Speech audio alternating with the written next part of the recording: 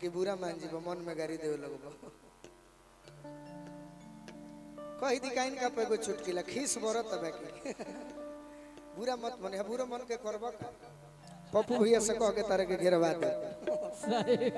ये साउंड वालू भाई हमें कि शिवेश मिश्रा जी के एगो प्रोग्राम ले लो कि शिवेश जी आप मोतिहारी आइएगा। हाँ जी आपको हम 1 लाख रुपया विदाई देंगे। अब विदाई दिले 40,000 60,000 बाकी रख ले ले। शिवेश जी फोन करत करत थक गए। एक दिन अचानक कोटवा बाजार में साउंड वालू भेटा गए तो शिवेश जी कहले हमहू रहनी संग में तो कहने के देखो हमनी के जानत हैं लोग के मरब के पैसा सधावे के होके तो कैसे सधे कहले शिवेश जी रउरा इनोवा में बैठी हम सधा ले पैसा ना दे तो उपाय बानो तो हम कहने के सुनर साउंड वाले भाई फोन नहीं खा उठावत 60,000 बाकी रखले बड़ो कहले ठीक बात तोहरा सधावे के होके तो सधा लो तो पैसा भुला जाए कहनी चलो हमारा गोदाम में अब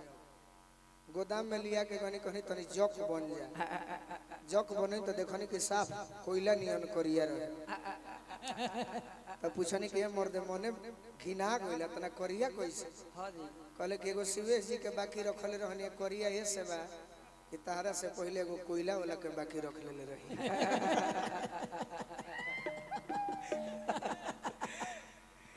अरे हेलो चेक सही में हेलो हम चुटकीला के मास्टर हैं बाकी तहरो पे गो कहो इनको पकड़ दी तब गाना गाई का हंसली सब कह दी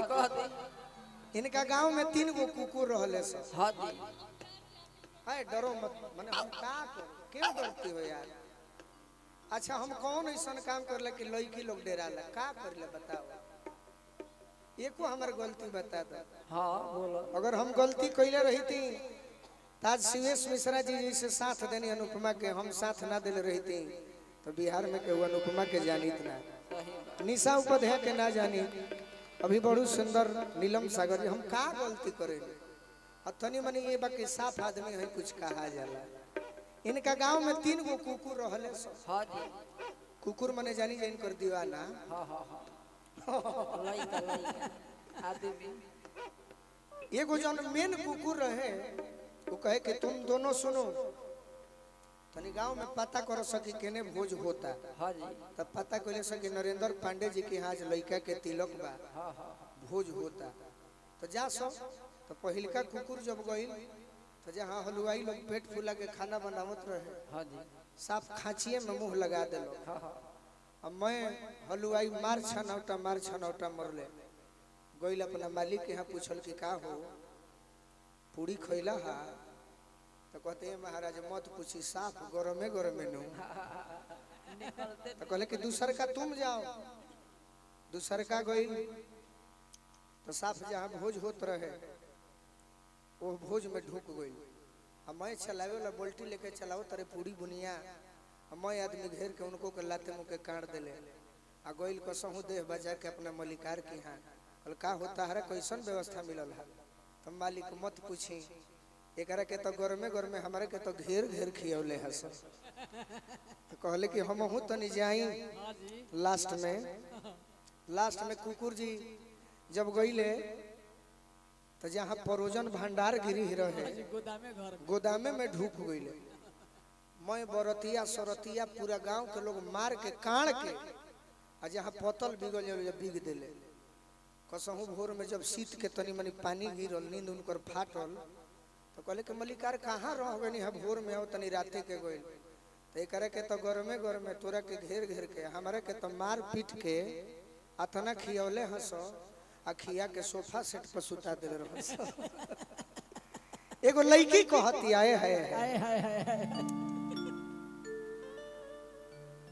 का कहीं बड़ी बात याद पड़ता है। पंचर अच्छा हम अपना आशुतोष भैया पे एगो गीत गादी का अनुभव करत तनी हम तिलक बारात में जाता नी मन छछन के रह जाता कि हमार कहिए ई दिन आई बात कहाँ पड़ गए नचनिया बिजनिया का इतना जल्दी बियाह होला। सही लड़की कहती है कि ये सखी का हो बोलमुआ मिलल बड़े भाग से अच्छा राम जी से मनावती है। हाँ मनावती है भाई कि रतिया पहिला का हो पहिला मिलनवा रतिया पहिला का हो पहिला मिलनवा भाग से भेटाइल बाड़े सजन के सजनवा भाग से भेटाइल बारे सजनी के सजनवा सैया संगे से जिया के सुखावा ससुरवा में आज भोगे दो सैया संगे से जिया के सुखावा ससुरवा में आज भोगे दो सैया संगे से जिया के सुखावा ससुरवा में आज भोगे दो ए राम जी ए राम जी हो खे जनी ए राम जी हो खे जनी दिहाली भोरावा बलमुआ कोरावा राज भोग दो राम जी हो के जानी दिहाली भोरावा बलमुआ कोरावा राज भोगे दो राम जी हो खे जनी दिहाली भोरावा बलमुआ कोरावा राज भोग दो राम जी हो के जानी दिहाली भोरावा बलमुआ कोरावा ए भैया। राज भोगे दो यहाँ के हमनी के जीजा जी बनी आई जीजा जी हम ऐसा नहीं खे कि बेटे है और से रह और से रह यहाँ के ऊपर एगो गीत याद आइल हमारे गुरुजी गावस जीजा जीजा कहि के जियावत नहीं खे औरी मुआवतिया हो जीजा जीजा कोहि के जियावत नहीं खे और मुआवतिया हो हमारा भौजी के छोटकी बहिनिया बड़ा तरसवतिया हो हमारा भौजी के छोटकी बहिनिया बड़ी तरसवतिया हो राम जी हो के जानी दिहाली भोरावा बलमुआ कोरावा राज भोगे दो राम जी हो के दिहा जानी हाथ भोरावा बलमुआ कोरावा राज भोगे दो लड़की बड़ा खुश हुआ कहती है कि आज ले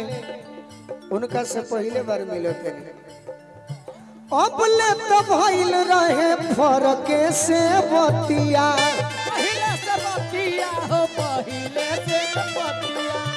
नियरा आई जियारा जुड़ाई जई है छतिया नियरा छतिया जुड़ाई जई है छतिया अब ले तो भइल रहे फरक से बतिया भइल रहे फरक से बतिया नियरा आई जियारा जुड़ाई जई है छतिया जई है छतिया रसे रसे पापा के पलंगिया जवनिया मसाज हो खेदा रसे रसे पापा के पलंगिया जवनिया मसाज हो खेदा राम जी हो खे जनी राम जी हो खे जनी दिहाली भोरावा बलमुआ कोरावा राज भोग दो रानी हो दिहा जानी हाली भोरावा बलमुआ कोरावा राज भोगे दो राम जी हो खे जनी दिहाली भोरावा बलमुआ कोरावा राज भोग दो रानी हो के जानी दिहा हाली भोरावा बलमुआ कोरावा राज भोगे दो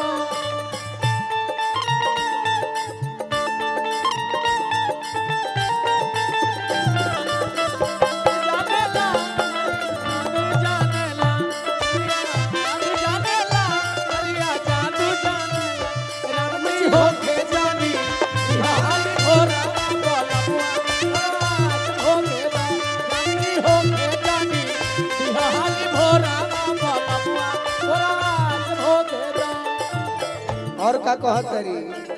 प्रतिभा जी नहीं आके दहिया से रोआ रोआ खिली है टंगरी में टंगरी जब गोलू जी से मिली है